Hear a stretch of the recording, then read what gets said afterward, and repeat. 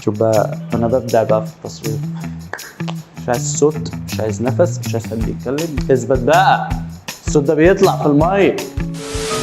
ازيكم؟ النهارده كان المفروض الفيديو ينزل عن القلعه بتاعت قايتباي في اسكندريه، ورحنا ونوينا ان احنا نصور، وحصل الاتي. الدنيا طبعا كانت زحمه، وساعه ما وصلنا للشباك قال لك المفروض انك تدفع بالفيزا، واحنا وقتها ما كانش معانا الفيزا، فاضطريت وقلت خلاص اليوم كده باظ، خدت بعضي وقلت اروح اتمشى. وانا ماشي في الطريق لقيت نفسي قدام المرسي ابو العباس. طبعا كلكم عارفين ان اشهر حاجه في اسكندريه بيحلفوا بيها المرسي ابو العباس، قلت راح اصوره زي اي مكان بصوره. وهنا كانت المفاجاه ان هناك المرسي ابو العباس ما كانش لوحده، ده كان في اكتر 25 مقام، من ضمنهم 15 لوحدهم بس. فعشان كده قررت ان الفيديو بتاع النهارده يبقى عن المرسي ابو العباس. المرسي ابو العباس كان جده قيس بن سعد، وده كان امير على مصر، واللي كان معينه كان علي بن ابي طالب. انا واحد من الناس كنت فاكر اللي اسمه المرسي ابو العباس، بس لا، هو اسمه ابو العباس المرسي، واسمه بالكامل انا مش عارف اقول الاسم ده كله، اسمه طويل قوي فاحنا كاتبه فرق. اسمه شهاب الدين ابو العباس احمد ابن حسن ابن علي الخرزوجي الانصاري المرسي. ابو العباس المرسي احسن. وهو كان تلميذ ابو الحسن الشاذلي. من كتر المقامات اللي هناك انا ما دخلتش صورت الجامع،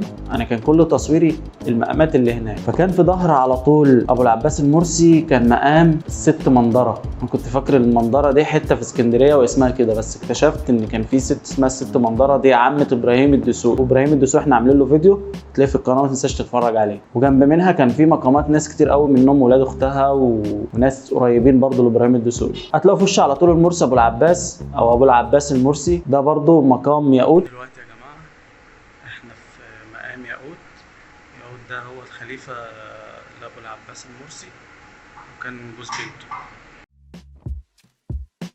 ده كان جوز بنت المرسي ابو العباس، وكان متعلم منه المنهج الصوفي. وطبعا غير احلى مكان انا رحته او اكتر مكان كان فيه مقامات، 15 شيخ اسمه كده، 15 شيخ دول جنب ياقوت كلهم في مكان واحد، 6 على اليمين و6 على الشمال و3 في النص. ال 12 دول كانوا تلاميذ ابو العباس المرسي. اما بالنسبه للثلاثه فالثلاثه دول هم احفاد السيده فاطمه وعلي بن ابي طالب، يعني من نسل الرسول عليه الصلاه والسلام. انا واحد من الناس كنت اول مره اروح للمرسي ابو العباس، كنت اسمع عنه زي ما كل الناس بتسمع. اول مره اروح اشوف المقامات اللي هناك ديت.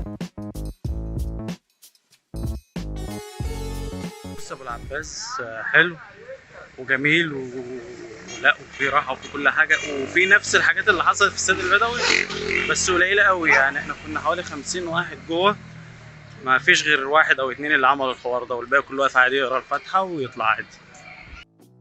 المكان جميل جدا، وانا بقول لاي حد تنزل اسكندريه لازم تعدي عليه ولازم تروحوا هنا. فما تنسوش تعملوا اشتراك للقناه وتفعلوا زر الجرس وتتابعوا الفيديوهات الجديده. وما تنساش برضو لو انت عندك مكان محدش يعرفه او محدش يعرف عنه حاجه، تنزل تقول لي تحت او تعالى كلمني. ونشوفكم في فيديوهات جديده كل جمعه الساعه 3.